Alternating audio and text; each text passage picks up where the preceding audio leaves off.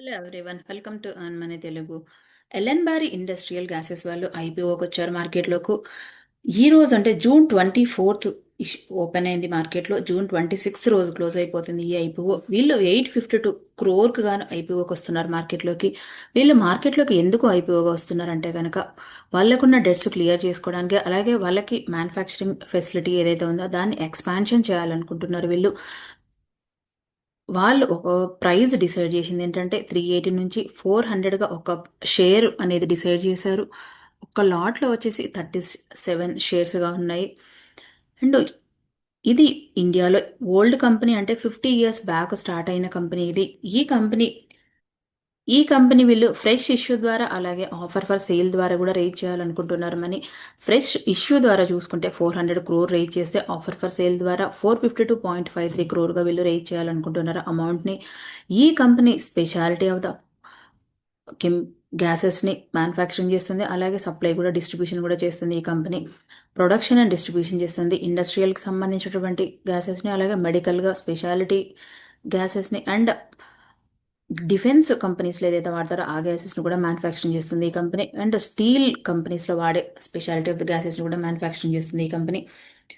వీళ్ళు డెప్ట్ రీపేమెంట్ చేసి వాళ్ళ మ్యానుఫ్యాక్చరింగ్ ఫెసిలిటీని కొత్త బ్రాంచ్ ఏదైతే ఉందో దాన్ని ఎస్టాబ్లిష్ చేయాలనుకుంటూ ఉన్నారు. అంటే ఈ కంపెనీ ఏ ఏ టైప్ ఆఫ్ గ్యాసెస్ని మ్యానుఫ్యాక్చరింగ్ చేస్తుంటే కనుక ఆక్సిజన్ని కానీ, నైట్రోజన్ కానీ, ఆర్గాన్ కానీ, యాసిటిలిన్, అండ్ మెడికల్గా, అలాగే స్పెషాలిటీకి సంబంధించినటువంటి గ్యాసెస్ని మ్యానుఫ్యాక్చరింగ్ చేస్తుంది ఈ కంపెనీ.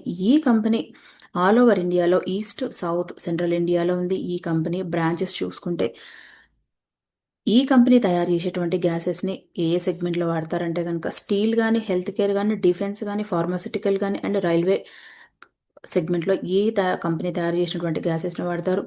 అండ్ ఈ కంపెనీ FY 2025లో రిజల్ట్స్ను పోస్ట్ చేసింది. ఈ రిజల్ట్స్ చూసుకుంటే నెట్ ప్రాఫిట్ కూడా 833 crore ఉంది. ప్రాఫిట్ ఆఫ్టర్ ట్యాక్స్ చూసుకుంటే కనుక 26.7%గా ఉంది. ఎబ్రిటా కూడా 35.8%గా ఉంది. రిటర్న్ ఆన్ ఈక్విటీ చూసుకుంటే కూడా 16.9%గా ఉంది. ఈ కంపెనీకి నెగిటివ్ చూసుకుంటే ఏంటంటే స్టాక్ పిఈ రేషియో అనేది ఎక్కువగా ఉంది. ఈ కంపెనీకి 70.3%గా ఉంది.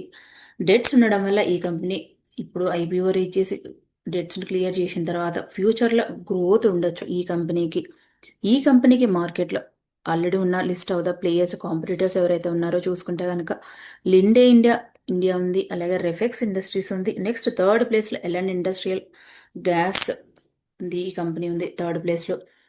ఈ కంపెనీ ఫస్ట్ 2 తర్వాత థర్డ్ ప్లేస్లో ఉంది కాబట్టి ఫ్యూచర్లో స్ట్రాంగ్ గ్రోత్ అయ్యే ఛాన్స్ కూడా ఉంది. బజాజ్ బ్రోకింగ్ వాళ్ళు చెప్తున్నది ఏంటంటే వాళ్ళ రేటింగ్ చూసుకుంటే న్యూట్రల్గానే ఇస్తున్నారు కంపెనీకి.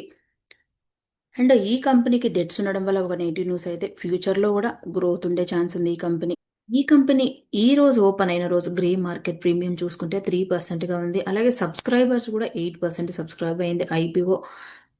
వీళ్ళు యాంకర్ ఇన్వెస్టర్స్ నుంచి కూడా 256 crore ఆఫ్ ద అమౌంట్ని రేజ్ చేశారని తెలుస్తుంది. అండ్ దీంట్లో వీళ్ళు 210 crore గాను డెప్ట్ క్లియరెన్స్కి, 104.5 crore గాను కొత్త ఎయిర్ సపరేషన్ యూనిట్ని పెట్టాలనుకుంటున్నారు. వీళ్ళు ఉల్బేరియా 2 ప్లాంట్లో వెస్ట్ బెంగాల్లో పెట్టాలనుకుంటున్నారు.